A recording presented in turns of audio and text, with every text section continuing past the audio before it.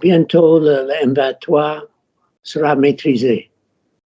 J'en suis sûr. Ça ne va pas durer plus que 3-4 mois. Si les gouvernements ou le gouvernement qui soutient le M23 ne cesse pas, il y aura des sanctions économiques contre ces gens-là. Je vais vous donner un exemple. Au Rwanda, il y a une raffinerie pour le coltan. Coltan, c'est un minerai disponible en abondance au Congo. Mais le Rwanda a une raffinerie pour le coltan. Mais au Rwanda, il n'y a pas de coltan. Le coltan pour la raffinerie arrive du Congo, mais sans payer des impôts et sans payer des royalties. Donc, c'est illégitime. C'est du vol. Ils disposent de tel argent parce qu'ils ont le soutien d'un pays voisin. Chaque rebelle a un partenaire extérieur. Dans n'importe quel pays, s'il y a des rebelles, il y a toujours un partenaire extérieur. Sans un partenaire extérieur, il ne peut pas continuer à faire la guerre contre le gouvernement. Derrière le M23, il y a des gens qui cherchent des minerais, n'est-ce pas? Comme le cobalt, comme l'or, comme le lithium.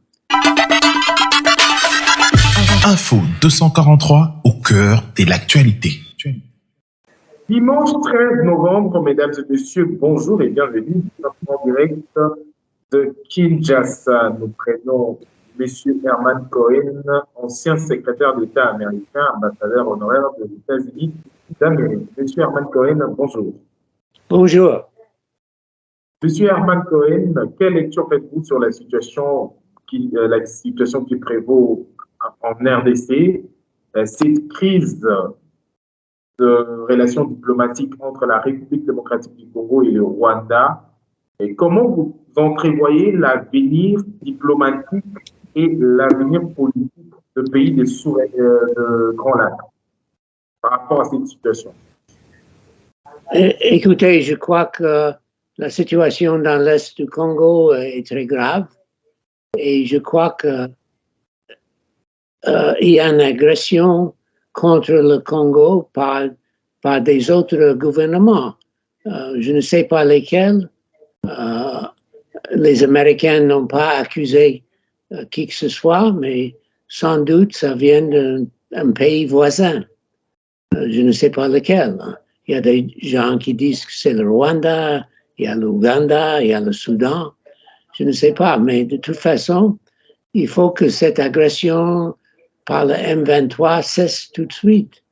Et je suis content que les Kenyans vont envoyer des soldats pour aider le Congo à maîtriser la situation dans l'Est. Le Kenya et d'autres pays se rangent derrière la République démocratique du Congo alors que d'autres pays soutiennent jusqu'aujourd'hui le Rwanda. Parce qu'il est dit clairement que c'est le Rwanda qui agresse, qui multiplie, fructifie des stratégies pour attaquer à l'est de la République démocratique du Congo. Comment vous entrevoyez l'avenir diplomatique et politique dans ces pays, plutôt la région du Grand Lac?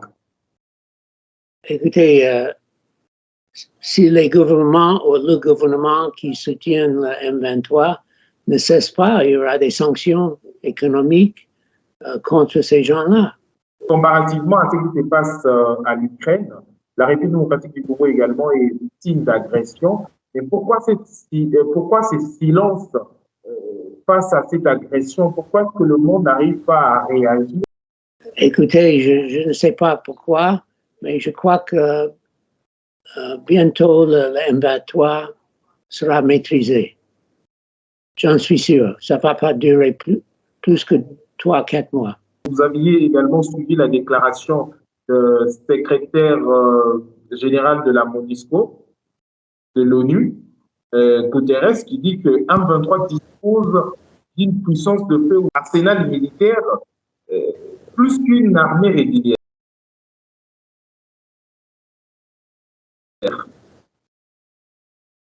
Oui, je comprends, oui, il a dit ça, mais... Comment un groupe armé peut disposer de tels engins? ils disposent de tel argent parce qu'ils ont le soutien d'un pays voisin, n'est-ce pas? Il y a quelque chose que je dis depuis longtemps. Chaque rebelle a un partenaire extérieur. Dans n'importe quel pays, s'il y a des rebelles, il y a toujours un partenaire extérieur. Sans un partenaire extérieur, il ne peut pas continuer à faire la guerre contre le gouvernement. Donc, il faut que la communauté internationale fasse la diplomatie avec le gouvernement extérieur, que ça cesse. Et il y a aussi un élément économique, n'est-ce pas? Il y a derrière la M23, il y a des gens qui cherchent des minerais, n'est-ce pas? Comme le cobalt, comme l'or, comme le lithium. Et tout ça, c'est un but économique, n'est-ce pas? Et je crois qu'on peut chercher une solution économique. Si quelqu'un veut faire une société, établir la société en Congo pour chercher des minerais, soyez le bienvenu, mais il faut payer des impôts, n'est-ce pas? Il faut payer un pourcentage de valeur de minerais au gouvernement congolais. On ne peut pas chercher des minerais derrière un groupe rebelle. C'est inadmissible. Le président de la République a ouvert la zone de coopération pour une zone de coopération gagnant-gagnant. Le président de la République démocratique du Congo, Félix Antoine Tshisekedi. Mais pourquoi est-ce que le partenaire n'arrive pas à collaborer directement avec le gouvernement, mais il continue à soutenir le groupe rebelle? Parce que comme ça, ils ont des minerais sans payer des impôts, sans payer des royalties, n'est-ce pas? Sur le plan économique, c'est 100% bénéfice pour les voisins, n'est-ce pas? Mais il ne faut pas que ça continue, n'est-ce pas? Je vais vous donner un exemple. Au Rwanda, il y a une raffinerie pour le coltan. Coltan, c'est un minerai disponible en abondance au Congo. Mais le Rwanda a une raffinerie pour le coltan, mais au Rwanda, il n'y a pas de coltan. Le coltan pour la raffinerie arrive du Congo, mais sans payer des impôts et sans payer des royalties. Donc, c'est illégitime. C'est du vol. Donc, il faut que ce soit réglé par l'Union. Je crois que l'Union africaine, maintenant, a envoyé des soldats kenyans, peut-être il y aura d'autres soldats, qui vont maîtriser le M23. Sans doute, ils vont le faire. Et après, on peut négocier des agréments sur faire la recherche minière, mais légalement, avec des royalties, avec des impôts. C'est un fait clair, mais pourquoi est-ce qu'il n'y a pas de sanctions économiques contre le Rwanda? Je ne sais pas pourquoi. Mais je ne sais pas pourquoi. Mais je ne sais pas si Rwanda dit que ce n'est pas eux qui soutiennent M23, n'est-ce pas? Mais un fait est clair, le Rwanda n'est pas un pays, ne dispose pas de l'or dans son pays, mais le Rwanda devient un pays producteur d'or. Comment? Je ne sais pas pourquoi il n'y a pas de sanctions. Le gouvernement des États-Unis n'a rien dit pour le moment. Est-ce qu'il y a une complicité qui ne dit pas son nom avec les États-Unis et d'autres pays? Non, absolument pas de complicité. Les États-Unis ne tirent pas de bénéfice de ce que M23 fait. Il n'y a pas de société américaine là-bas. Il n'y a pas des intérêts américains dans l'Est du Congo. Il n'y a pas de carapace, il n'y a pas de bouclier. On ne se sert pas du Rwanda comme carapace, mais au fond, il y a quelque chose. Il y a de puissance. Je ne peux pas répondre. Je ne connais pas d'autres puissances qui sont mêlées dedans. Vous aviez dit il n'y a pas de rébellion, il n'y a pas de rébellion sans de coopération extérieure. Est-ce que Rwanda ne bénéficie pas de la bénédiction de la communauté internationale, entre autres les États-Unis?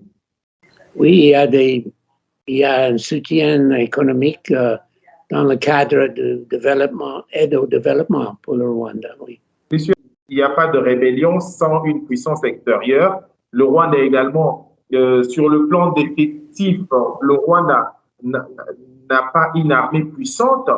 Est-ce que le Rwanda ne bénéficie pas d'une bénédiction étrangère de la communauté internationale, entre autres les États-Unis d'Amérique, pour continuer à s'aimer cette terreur à l'est de la République démocratique du Congo? Je ne peux pas répondre à cette question. Je n'ai pas de renseignements. Je peux dire que les États-Unis considèrent le Congo comme un pays très, très important. Et si l'Afrique va réussir à développer un développement économique, le Congo est super important pour ça.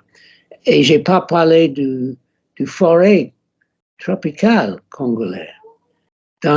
Pour le problème du réchauffement de la Terre, le forêt congolais est très important et il faut préserver.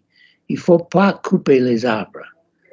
Et je sais que le président Tshisekedi et le président Biden ont discuté et ils ont fait un accord pour avoir un partenariat pour préserver le forêt congolais. Et j'en suis très, très content de ça.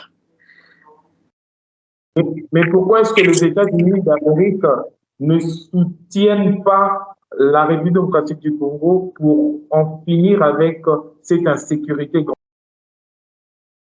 comme les États-Unis d'Amérique le fait avec l'Ukraine? Je crois que l'Amérique considère le problème dans l'Est du Congo sera résolu par les Africains, comme l'Union africaine.